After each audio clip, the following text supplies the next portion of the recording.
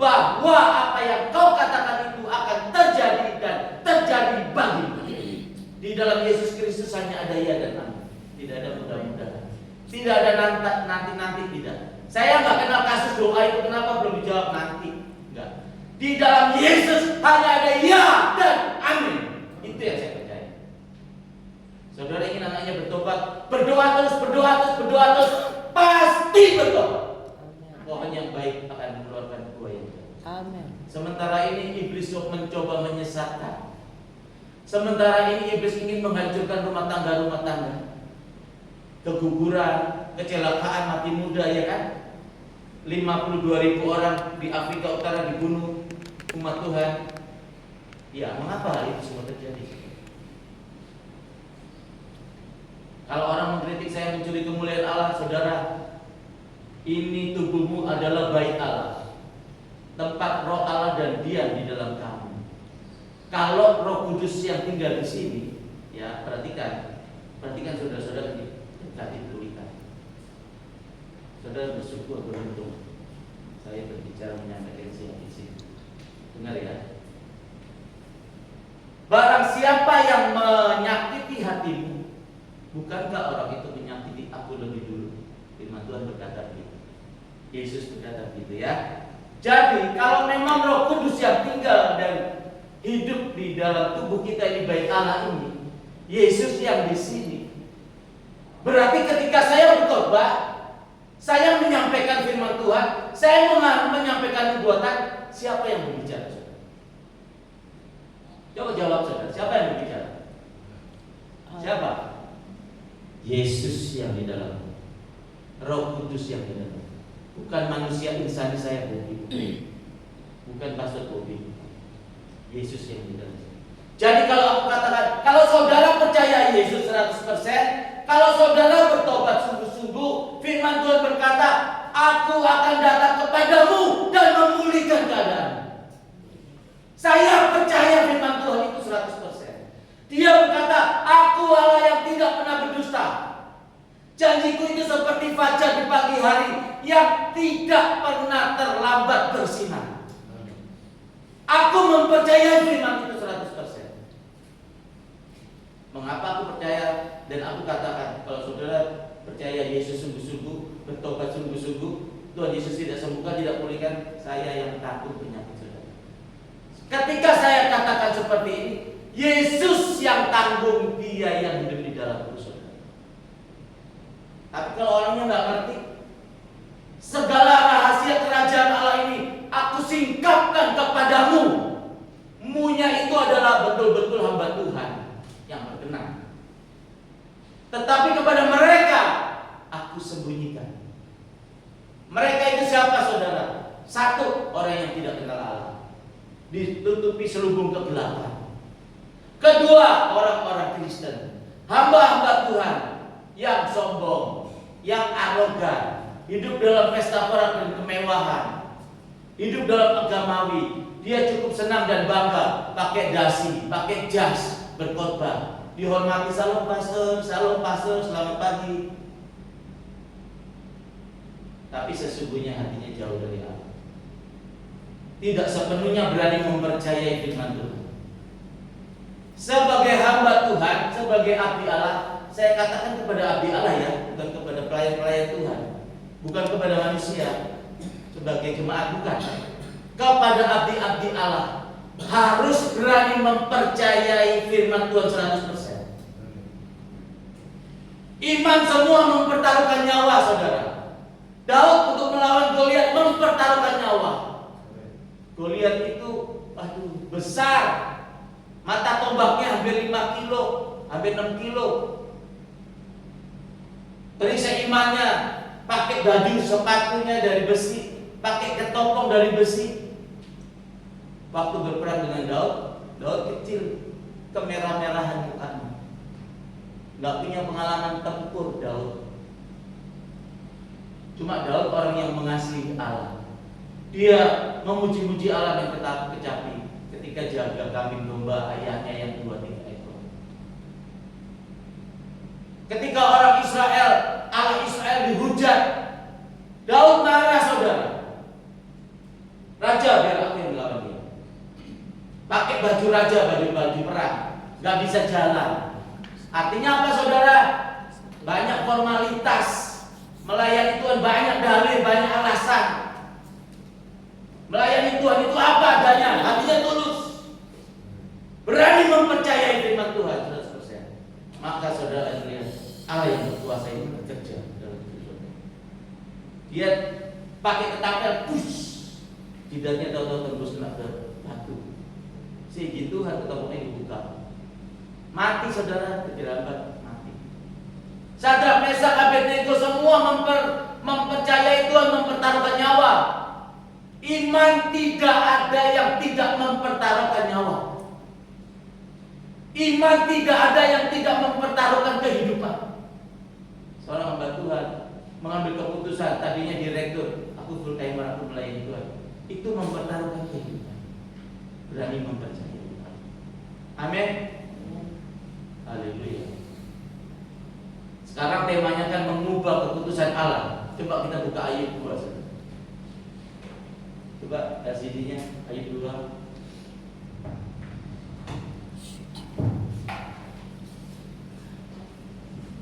Oh, haleluya. Haleluya. Haleluya. Ayat 2, ayat yang ketiga sampai ayat yang ketiga. Saya baca yang keras, saudara baca dalam hati ya. Firman Tuhan kepada iblis, apakah engkau memperhatikan hambaku Ayub? Sebab tiada seorang pun di bumi seperti dia, yang demikian saleh dan jujur, yang takut akan Allah dan menjauhi kejahatan. Ia tetap tekun dalam kesalehannya, meskipun, ini perhatikan, meskipun engkau telah membujuk aku melawan dia untuk mencelakakannya tanpa alasan. Amin. Saudara, konteksnya ini ya, waktu anak-anak Allah, malaikat-malaikat ini menghadap Allah, tahta Allah. Di tengah-tengah mereka rupanya ada iblis, saudara, Lucifer, Satan sebulan tua. Malaikat-malaikat ini tidak mengenali kalau di tengah-tengah mereka itu ada iblis. Makanya firman Tuhan bilang iblis itu malaikat yang menyamar seperti serigala, menyamar seperti domba. Malaikat terang menyamar, serigala yang menyamar seperti domba. Malaikat aja nggak tahu kalau di tengah-tengahnya ada Lucifer, ada iblis. Apalagi kita, saudara. Makanya sangat naif kalau hamba-hamba Tuhan jadi sombong, jadi lebih maha tahu gitu. Maaf ya, sangat naif. Firman Tuhan ini sangat dalam, tak dapat diselami. Jadi ketika Ayub ini yang sudah teruji konteksnya ya, medan pertempuran antara kerajaan iblis dengan kerajaan Allah. Ayub kan orang yang paling takut akan Tuhan, soleh, jujur, menjauhi segala kejahatan, rendah hati. Tapi anaknya 10 itu mati, satu hari ini mati semua. Ayubnya aja sampai ujung kepala sampai kakinya borokan, bengkak-bengkak, keluar nanahnya, demam, keluar bau, sangat gagal, nggak bisa kena air, harus pakai pasir, pakai beling. Semakin teguh pasti kulit dan daging. Mukanya tidak dapat dikenali lagi. Mengapa terjadi penderitaan yang seperti itu? Mengapa terjadi 52.000 orang di Afrika Utara itu dibunuh? Mengapa ada keluarga-keluarga Kristen hancur, perceraian? Mengapa ada keguguran? Mengapa ada kecelakaan sehingga mati muda? Mengapa ada kebangkrutan?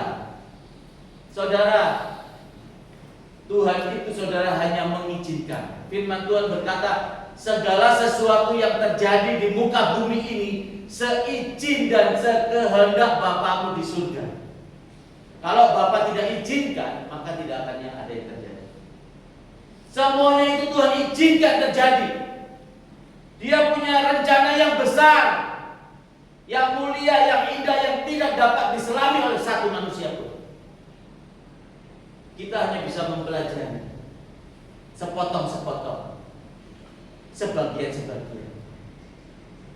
Takut akan Tuhan sumber hikmat. Kepadamu disingkapkan rahasia kerajaan ini. Kebenaran ini disingkapkan kepada siapa? Kepada kita, hamba-hamba Tuhan, abdi-abdi Allah yang berkenan di hadapan-Nya. Saudara, jadi Tuhan izinkan semuanya terjadi. Untuk apa, saudara? Supaya kita ini sadar, kita ini sekarang ibadah sungguh-sungguh sama Tuhan. Mau tidur, berlututlah, memberikan pujian-pujian buat Tuhan, ucapan syukur dan terima kasih. Lalu doa. Bangun tidur melek mata, menyembah Tuhan lagi, mengucap syukur.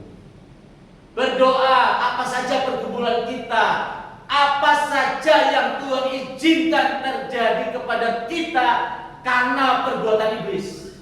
Ingat, iblis membujuk Allah. Contoh, Tuhan, jelas, terang saja hambamu Pastor Thomas ini setia kepadamu. Engkau berkati dia, ekonominya, finansialnya kecukupi, anak-anaknya semua sehat. Coba Tuhan, coba izinkan anaknya itu mengalami sakit atau hidupnya tersesat. Coba, apakah dia tetap setia? Saudara, Allah itu ingin bangga kepada Pastor Thomas. Setia walaupun mengalami banyak penderitaan, pergumulan yang berat, tetap setia, tetap mengucap syukur, tetap berdedikasi kepada Tuhan. Allah bangga. Baik, semuanya ada dalam kuasa. Ingat, atas nyawanya kamu tidak berhak. Saudara, seperti itulah kira-kira kejadian-kejadian. Semuanya itu Tuhan izinkan datang kepada kita. Segala sesuatu yang baik dan sempurna datangnya dari atas, dari Bapa segala terang. Iblislah yang mereka-reka kejahatan atasmu, tetapi aku ubahkan menjadi kebaikan, kata Tuhan. Jadi Tuhan izinkan datang ya, persoalan-persoalan datang pada kita. Seperti orang yang 52.000 orang Kristen dibunuh di Afrika Utara. Gereja-gereja di Indonesia ini banyak yang teraniaya juga. Itu Tuhan izinkan untuk apa, saudara? Supaya kita ini berdiri.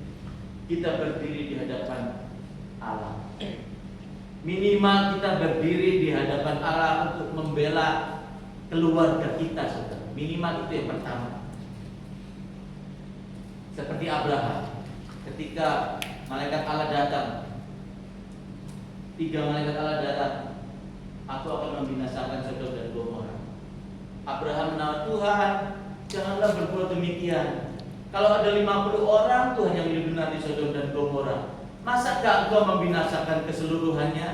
Tuhan bilang, kalau ada 50 orang yang benar, hidup benar di Sodom dan Gomora, aku tidak akan membinasakan Sodom dan Gomora. Masakah orang benar dan orang fasik aku binasakan semua? Tidaklah demikian. Abraham, Tuhan, kalau boleh aku maaf, minta ampun kalau aku memberanikan diri lagi. Kalau ada 45, gimana Tuhan? Aku tidak akan membinasakan. Abraham, maaf Tuhan, aku memberanikan diri lagi. Kalau ada 40 Tuhan, aku tidak akan membinasakan Sodom dan Gomora. Tuhan, kalau ada 30, aku tidak akan membinasakan Sodom dan Gomora. Tuhan, kalau ada 20, aku tidak akan membinasakan Sodom dan Gomora. Tuhan, kalau ada 10, aku tidak akan membinasakan Sodom dan Gomora. Lalu Abraham stop sampai di situ. Seandainya Abraham terus bersyafaat, Abraham berani lagi, Tuhan, kalau ada 5 orang benar yang hidup di Sodom dan Gomora bagaimana? Tuhan pasti jawab, aku tidak akan membinasakan Sodom dan Gomora. Amin. Firman Tuhan berkata, doa yang dijawab Tuhan, doa yang dipanjatkan terus menerus sampai kemuliaan Tuhan dinyatakan dalam hidup saudara. Itu orang percaya. Amin. Iman adalah dasar dari segala sesuatu yang kita harapkan. Kita berharap bekerja diberkati Tuhan. Kita berharap disembuhkan sama Tuhan. Walaupun dokter katakan tidak bisa disembuhkan. Kita berharap anak kita bertobat. Kita berharap dipulihkan hubungan rumah tangga suami istri. Kita berharap hubungan anak dengan orang tua dipulihkan. Doa yang dijawab Tuhan, doa yang dipanjatkan terus menerus. Doa orang benar jika didoakan sungguh-sungguh besar kuasanya. Pastikan kita hidup dalam kebenaran Allah. Pastikan Roh Kudus yang tinggal di hati kita ini. Pastikan saudara, Roh Kudus tidak mungkin tinggal di bait Allah ini berbagi kekuasaan sama roh sombong. Harus pujian, pelayanannya cari pujian. Apalagi yang motivasi cian, uang di pelayanan cari cian. Diundang khotbah nentuin tarif. Seorang artis-artis yang sudah bertobat diundang untuk nyanyi dan Natal, saudara. Tarifnya 20 juta, 10 juta, 40 juta. Jangan harap orang seperti itu masuk kerajaan surga. Yesus sudah bayar. Harusnya dia mati, disalibkan. Harusnya dia mati, dibakar di neraka. Tapi Yesus tebus dengan kematian, dengan Tuhan Yesus kayu salib. Orang Chinese bilang boceng itu orang yang tidak tahu berterima kasih. Cuma disuruh nyanyi, minta 10 juta, minta 20 juta. Pantas orang seperti itu masuk surga, saudara? Gak pantas, saya bilang. Saya yang menyampaikan siap itu, gak pantas seorang pengkhotbah menentukan tarif. Nanti ada gedung gereja, nanti ada gereja yang satunya lagi nyewa. Ibadahnya pagi, sore disewa sama gereja lain. Bangku-bangkunya dipakai, dihitung sewa. Orang kayak gini layak masuk surga, saudara? Gak bakalan masuk surga. Orang untuk pekerjaan Tuhan, gereja yang lain pinjam kursi suruh bayar 5.000 rupiah. Iya kan? Benar gak?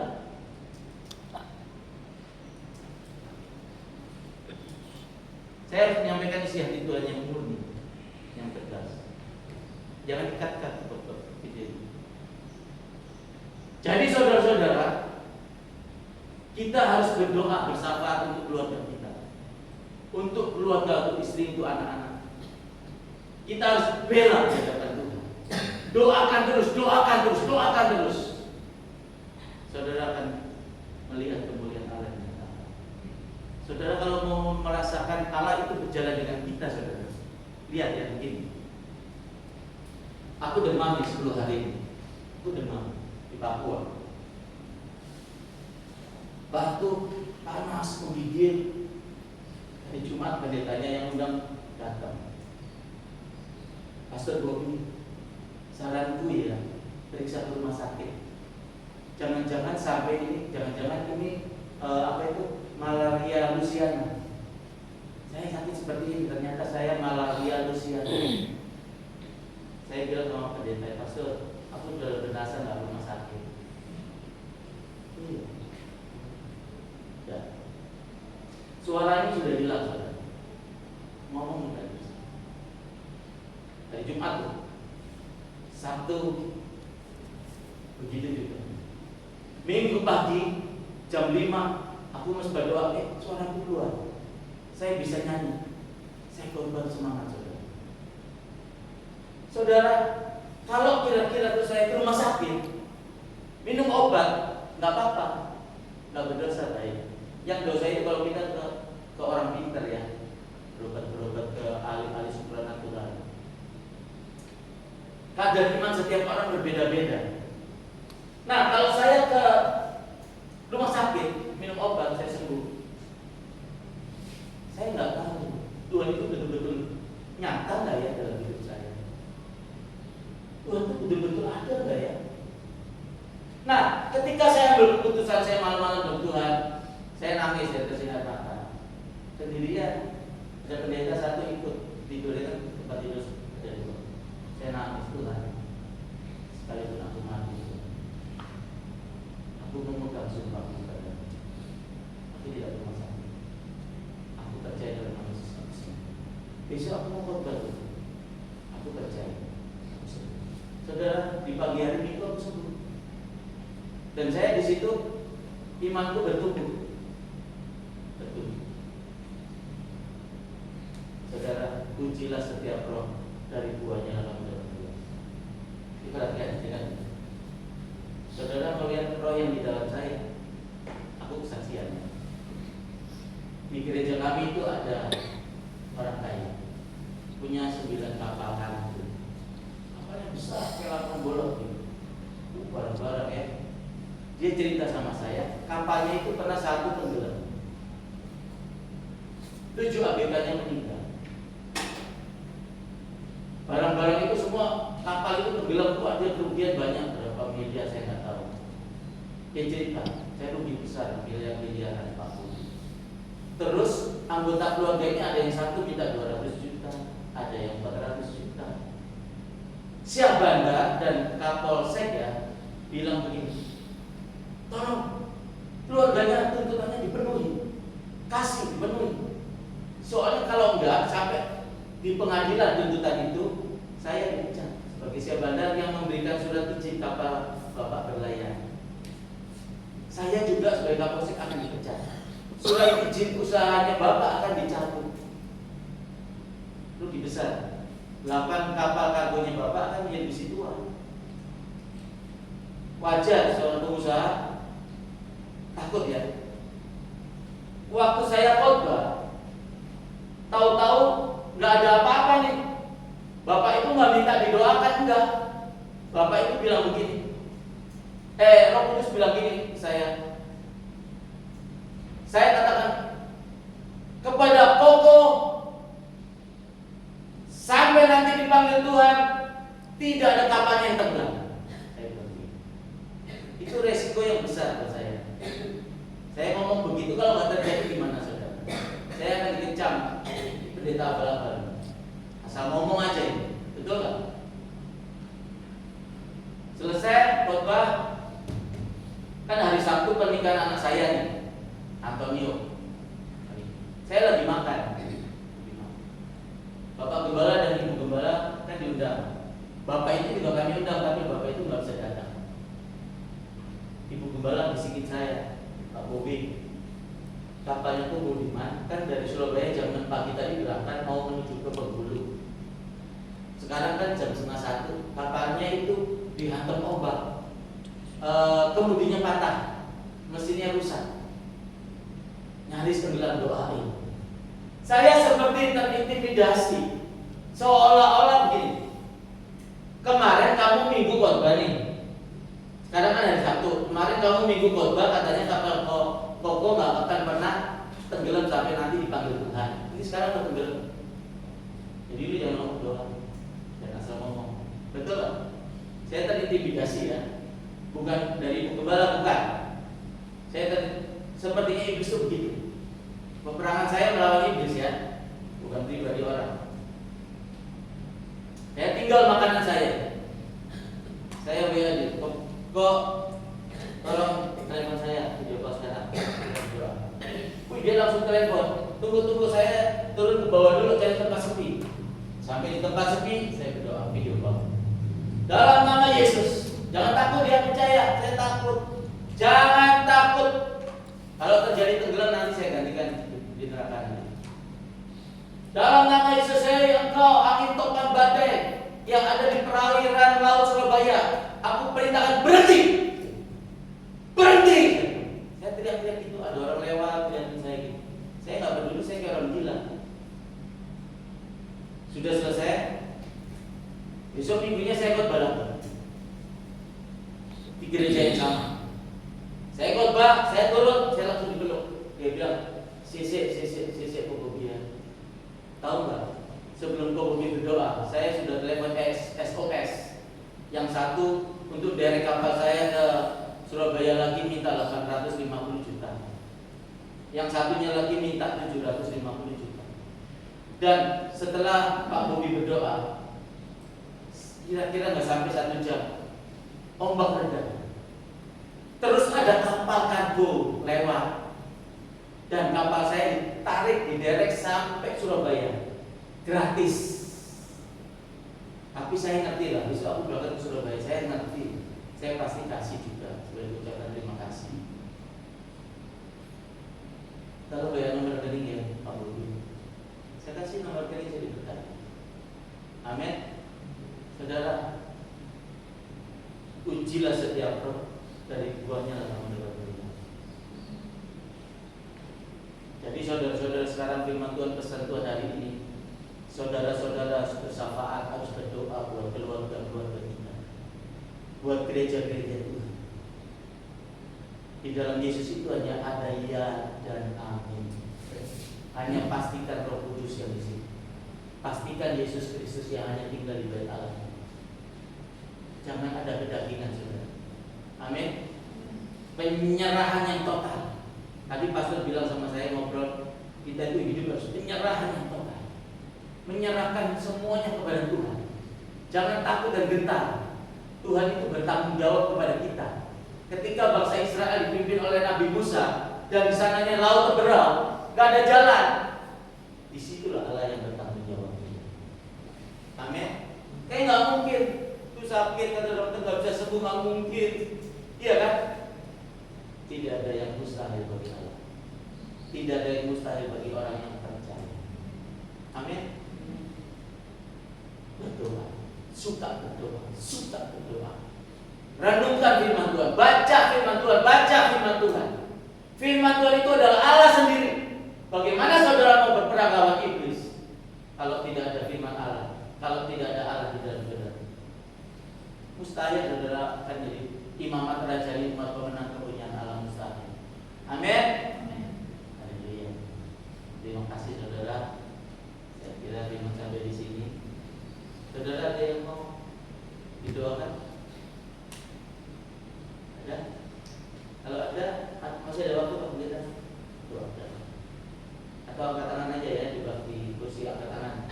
Aku mau berbagi, aku ambil keputusan. Aku sekarang mau hidup dalam kebenaran. Aku mau sungguh-sungguh dengan Tuhan. Aku akan berdoa, aku akan baca firman Tuhan. Ya, dan pemain musik.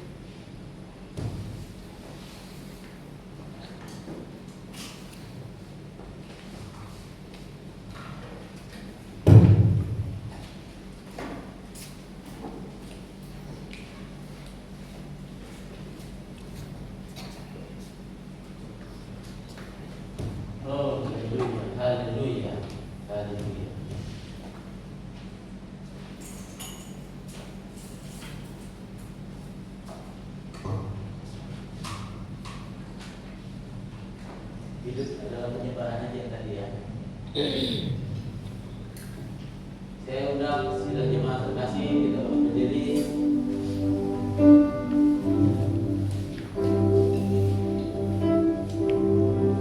Haleluya.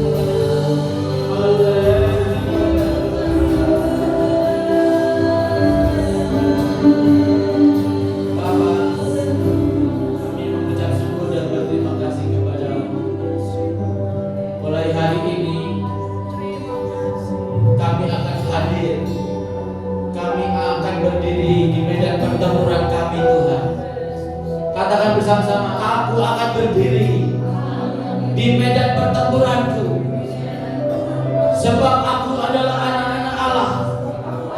Aku punya kuasa.